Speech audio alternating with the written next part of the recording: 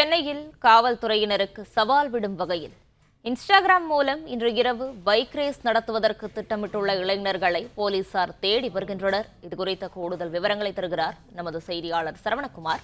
சரவணகுமார், வணக்கம். விவரங்களை பகிரலாம். சென்னையில காவல்துறையினருக்கு சவால் விடக்கூடிய வகையிலும் பொதுமக்களை அச்சுறுத்தும் வகையிலும் தொடர்ந்து பைக் ரேஸ் சம்பவங்களில் ஈடுபட்டு அவற்றை இன்ஸ்டாகிராம் உள்ளிட்ட சமூக வலைதளங்களில் பதிவிடக்கூடிய கும்பலுக்கு எதிராக தொடர்ந்து போலீசார் நடவடிக்கை எடுத்து வருகிறார்கள். இதன் தொடர்ச்சியாக கடந்த சில நாட்களாக இந்த கும்பலினுடைய இந்த பைக் ரேஸ் சம்பவங்கள் குறைந்தது. இந்த நிலையில் இன்று இரவு இது போன்ற ஒரு பைக் ரேஸ் போட்டியை நடத்துவதற்கு இருவேறு கும்பலை சேர்ந்த தரப்பில் இன்ஸ்டாகிராம் பகுதியில அவர்கள் பதிவிட்டிருக்கிறார்கள். அதாவது ஒரு குறிப்பிட்ட நேரத்துல டிராபிக் இருக்கக்கூடிய போக்குவரத்து நெரிசல் இருக்கக்கூடிய முக்கியமான சாலையில ஒரு குறிப்பிட்ட நேரத்தில் குறிப்பிட்ட எல்லையை கடக்க வேண்டும் என்று இருவேறு பைக் ரேஸ் குழுக்களும் இதுல சவால் விட்டு இருக்கிறார்கள். அவர்கள் இன்று இரவு பைக் ரேஸ் நடத்துவதற்கு திட்டமிட்டிருப்பதாக, அவர்கள் எந்த சாலையிலே நடத்தப் போகிறார்கள் என்பது ரகசியமாக, அதாவது அவர்களுடைய கோட்வேர்டை கொண்டு அதிலே குறிப்பிட்டிருக்கிறார்கள்.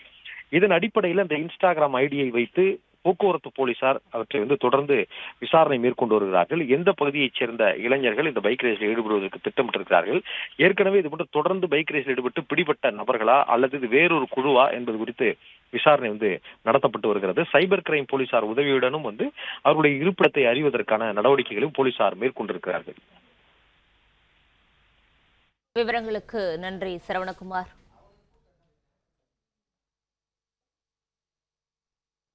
பிளே ஸ்டோர் மற்றும் ஆப் ஸ்டோரில் இருந்து பாலிமர் செயலியை QR கோடு மூலம் பதிவிறக்கம் செய்யுங்கள்.